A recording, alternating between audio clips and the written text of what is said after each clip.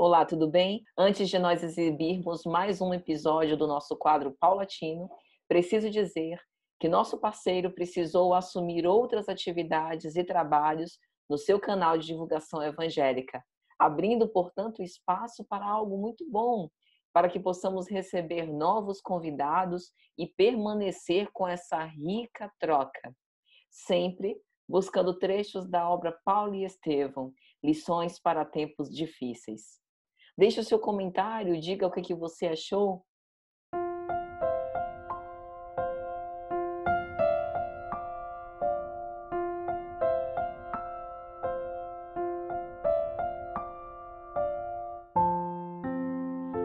Olá, amigos, nossas saudações cordiais.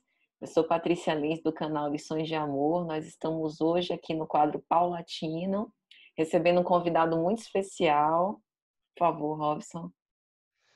Bom, Robson Cunha, para deixar bem claro, para que as bobagens que eu venha falar me sejam por justiça atribuída, porque tem alguns Robsons de excelência aí, né? E, na verdade, na seara espírita, há longos e longos anos, pode parecer inacreditável, mas já fui pequenininho, quando eu pegava na mão de meu pai e que íamos para o centro André Luiz e Nazaré, né? Ali começa a nossa caminhada espírita, é um legado que eu trago de meu pai.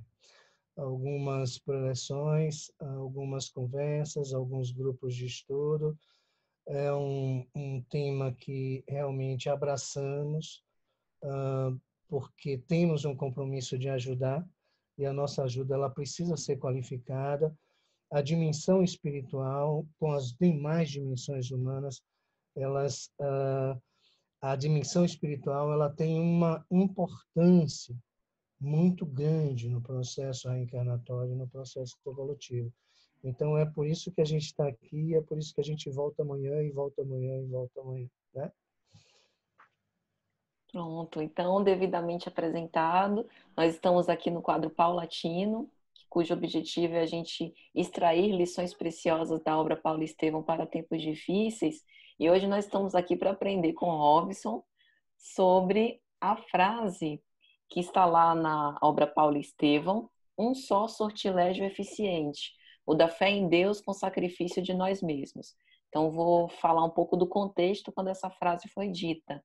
Saulo de Tarso e Barnabé foram convidados pelo procônsul de Neapafos, Sérgio Paulo, que já havia sido ajudado quando estava passando pela embarcação com Gesiel, e Gesiel cuidou dele.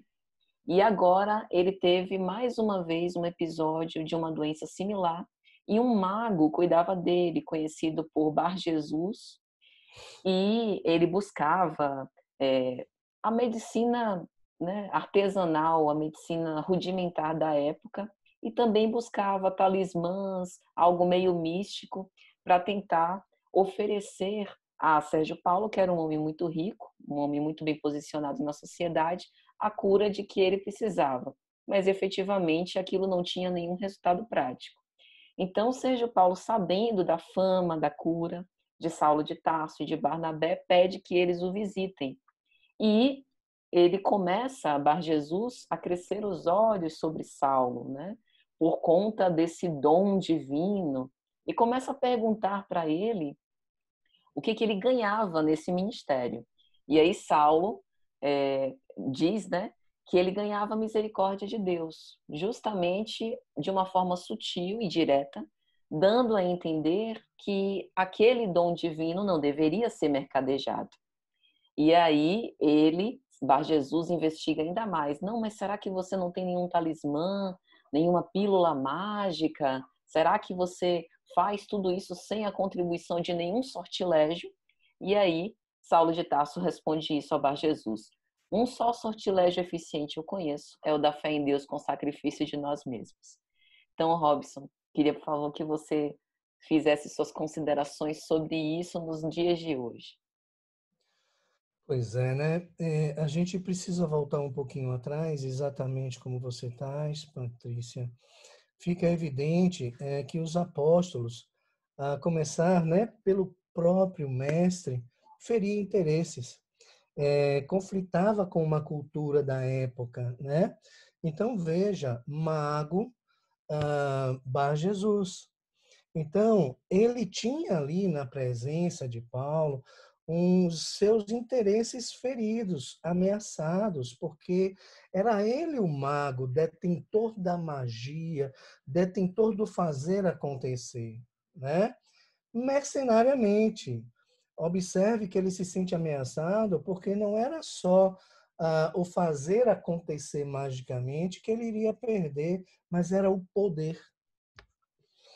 Então, assim, e quando a gente ouve essa frase de Paulo, a gente precisa começar por aqui, perdura até hoje e precisa perdurar, né?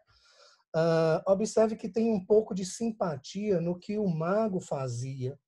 Ele atendia às demandas que lhe chegavam. Ele dizia aquilo que os ouvidos que lhe procuraram queriam ouvir.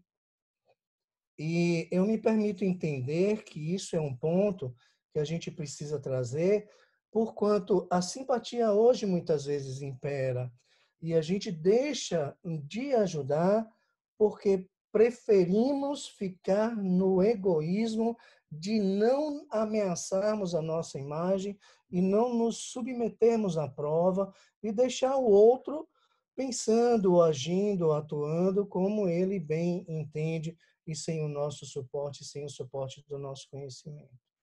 Então, assim, aquela simpatia levada pelo mago encontra uma força, né?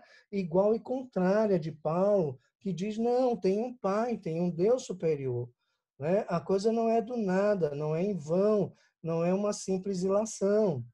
E observe que a história de Paulo traz eminentemente, prevalentemente suor e trabalho, né?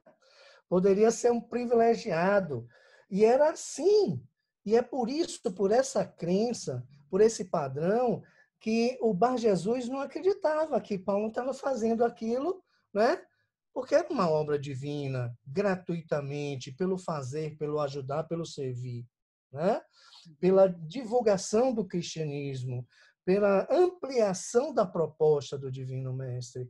Era inacreditável, né? Se fazer do nada, carregar couro no lombo, deixar de ser quem foi, para ir para as feiras, ser criticado, julgado, receber migalhas, receber o dó e a pena das pessoas que o ajudavam porque era uma pessoa sofredora, porque fez uma escolha equivocada, porque abandonou o que tinha.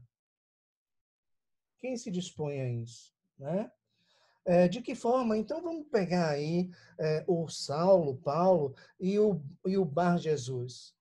Duas estratégias, dois modelos completamente diferentes. Né?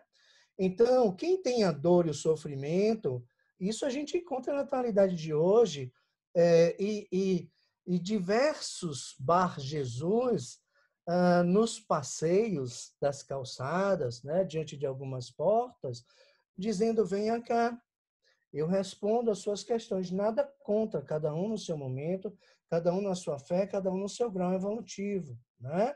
Mas a gente procura, com esses nós não nos preocupamos, porque todos nós estamos à mercê das leis naturais. Mas o que me preocupa é aquele que cede ao apelo mais fácil, né? É aquele que cede ao Bar Jesus da vida, entende? É aquele que deixa de olhar para dentro de si e fazer exatamente o que essa belíssima frase traz, que é o sacrifício de si mesmo, né? Então, é muito mais prático a gente comprar um remedinho que me acalma, que me tira de mim mesmo, né? É muito mais fácil acusar obsessores, eu vou colocar entre aspas, porque eu tenho uma opinião a respeito desse termo, a culpa, né? No outro, ele não pode se defender, eu vou no centro espírita, eu vou deixar essa obsessão, essa influência lá, e a gente atribui ao outro aquilo que é nosso, né? E a gente, muitas vezes, brinca, né? de evolução e acredita que por essas vias também tem evolução. Porque na medida em que eu me movimento para o fácil, né? Na medida em que eu leio uma autoajuda e que me esforço para sorrir quando tem uma dor de angústia aqui dentro que pressiona, eu estou brincando de evolução. Porque, como diz Joana de Ângeles, a gente precisa de coragem. Coragem e seriedade para olhar para dentro e não para fantasiar ou dar uma falsa luz, uma falsa iluminação a mim mesmo, né? Eu não sei se essa visão, Patrícia, ela encontra em você alguma ressonância, mas eu vejo esse conteúdo nessa belíssima oportunidade em que Paulo está diante, né, de Bar Jesus e não deixa de ser atual. E é por isso que Emmanuel escreve e nos traz para o agora, né? Há 2000 anos depois. Essas palavras não são de época, a gente não está ali num livro de história, né? Ali a gente está percebendo que em formas diferentes, muitas vezes nós estamos procurando os Bar Jesus da vida, né? Eu acho que você falou muito bem, Robson. Às vezes não é nem com uma intenção de obter, digamos assim, vantagens imediatas, mas por trás das oferendas, né, de tentar agradar os santos, que mesmo no Espiritismo a gente ainda vê as portas, as filas de curas dos centros espíritas muito mais cheias do que as cadeiras ocupadas nas salas de estudo, né? E Saulo sempre teve esse profundo apreço pelo conhecimento, conhecimento das letras sagradas, porque às vezes a gente percebe um pouco de customização da doutrina, né? Tem uma parte da doutrina que é muito consoladora, que dignifica o indivíduo, que é aquele bálsamo para as nossas aflições, mas tem uma parte que nos convida a esse despertamento. Então eu prefiro aquela parte bonita do compartilhar das mensagens, né, do falar do evangelho, porque é bom, porque Jesus é um exemplo, mas às vezes a gente deixa um pouco para trás a parte do renuncia a ti mesmo, toma a tua cruz e segue-me, né? Não é uma Exatamente. mensagem só de admiração. Não, com toda certeza. E o próprio Paulo nos ensina nessa simples frase, nessa simples passagem. E você toca num ponto muito importante, porque a doutrina espírita ela traz informações. Paulo tinha informações, né? Do Divino Mestre, ele tinha informações de todo o poderio daquela época, ele foi transformado no seu caminho de Damasco, ele tem duas experiências, né? A experiência anterior e a experiência posterior, né? E, assim, enquanto informação, de nada valeria para Paulo. Paulo tinha a informação, mas olha a segunda fase dessa expressão, né? Então, com o sacrifício de nós mesmos. Então, eu só vou evoluir na medida em que eu faço algo útil dessa informação, mas experiencio pautado nesses balizadores, né? Nesses baremas morais, vamos dizer assim, mas eu vou para a vida com essas referências, e experiencio a vida e arregaço as mãos, né? Eu passo a ser sujeito do meu próprio processo evolutivo. Existe uma diferença de esperar em Deus e de esperançar em Deus, né? Esperar em Deus é estar recorrendo ao Bar Jesus. Mas esperançar é aquilo, tenho fé, Senhor, e mergulho na vida, porque, né, estou à sua mercê, estou em seus braços, né? Não é porque tenho fé em Deus, é porque eu sei Deus, é um pouquinho diferente, né? Então eu mergulho sem apelar. Por quê? Porque ele já fez o que devia fazer, que era me dar a vida, né? Então a oportunidade reencarnatória me foi dada. E me foi dado também os recursos para tomar conhecimento da doutrina espírita, que é alguma coisa que vem depois do evangelho, né? depois do cristianismo, entende? É aquele algo mais que está acessível aos 8 bilhões de pessoas no mundo, mas apenas a algumas, né? Algumas abraçaram. Então, é uma diferença porque eu tenho a essência da imortalidade. Bom, então isso já me dá um outro sentido na vida. Eu não estou aqui por nada e não estou aqui numa colônia de férias, né? E se eu estou aqui, é porque eu preciso experienciar. Porque se não precisasse, os meus erros seriam perdoados no plano superior e lá mesmo eu ficaria, né? Mas por que que precisamos desse corpo, desse conjunto sensório, para que as coisas do mundo nos afetem, nos tombem, nos incomodem, né? Nos doam, como diz Joana de Ângeles, e só com esse sensório físico, material e corporal é que o espírito é impressionado pelos resultados e efeitos das minhas experiências. A evolução está aí. E Paulo, muito embora discípulo, ele não cruzou os braços. Ele não fez somente levar a teoria, né? Ele deu continuidade à obra do mestre, levando também a obra do mestre, porque ele trabalhava. E Jesus diz, né? O Pai trabalha até hoje, eu assim também farei. E Paulo também assim fez, né? Tem a teoria, tem a informação, mas não se conteve em simplesmente transmitir. Viveu, sentiu a dor, sentiu os efeitos da falta, da escassez, do não ter, da humildade. Ele contactou com a inveja, com os orgulhosos, com os vis. Ele foi afetado nessas relações sociais com aquelas pessoas que o julgavam, né? Então, o processo evolutivo exige de nós isso. Inclusive hoje, não tem muita coisa diferente, talvez os sujeitos sejam diferentes, né? E o nosso espírito talvez tenha, assim, uma, uma estrada percorrida maior, vamos lá, não é nada cirúrgico nem matemático, mas uns 500 anos, né, de existência espiritual em sucessivas encarnações. Mas a linha é a mesma das leis naturais. É isso, Patrícia? Isso. Que é a tônica do ser cristão, né? Essa fala de Paulo também nos mostra que a gente não ganha nenhum privilégio por ser cristão ou por ser espírita, pelo contrário. A gente passa a servir de vitrine. Então, a parte do consolo, o alívio com a prece, os tratamentos espirituais, são coisas a mais que tem de recursos, mas que é para dar, tipo, aquele restaurar do fôlego para nos fortalecer para as lutas, né? Essa é a primeira parte, né? Então, assim, o que é ter fé em Deus? É deixar por conta dele, é pedir que afaste-me dos problemas, das dificuldades, ou que afague as minhas dores. Mas, assim, eu também costumo pensar, e isso serve para mim, não sei se pode servir para mais alguém, e prefiro entender que o milagre da vida o divino mestre, o Pai, o Criador fez quando nos criou.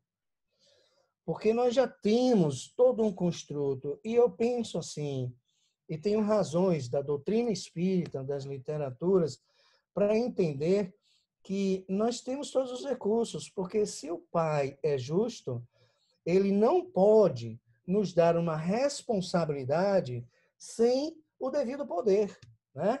Quando a gente pede alguém para comprar alguma coisa, né, e a gente está fazendo uso disso, né, nesse contexto, nessa contingência, nós damos o dinheiro.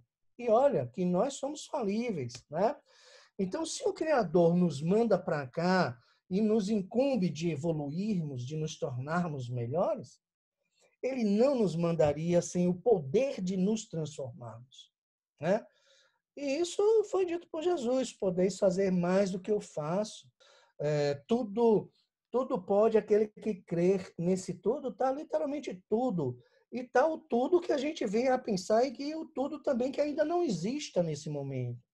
Mas o tudo é todas as nossas possibilidades. Nós temos um código genético aberto, nós temos os neurônios silentes, nós temos uma restauração celular a cada 4 meses, né? Nós somos a única espécie adaptativa, não submissa, não passiva, mas aquela que altera o ambiente e constrói as condições necessárias para a nossa sobrevivência, né? Então, nós podemos ser hoje melhores que ontem, né? Porque nós temos essa plasticidade.